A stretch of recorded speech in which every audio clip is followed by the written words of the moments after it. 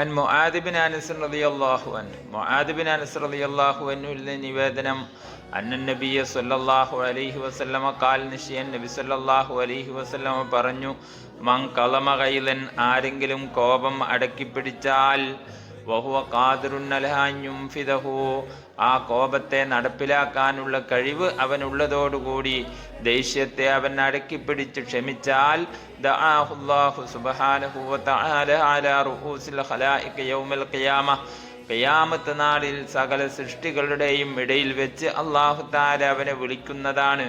ഹത്താ യുഖയ്യിറഹു മിനൽ ഹൂരിൽ ഈനി മാ ശാ, ഹൂറുലീങ്ങളായ സ്ത്രീകളിൽ നിന്ന് അവൻ ഉദ്ദേശിക്കുന്നതിനെ അവനിക്ക് തിരഞ്ഞെടുക്കാനുള്ള സ്വാതന്ത്ര്യം നൽകാൻ വേണ്ടി.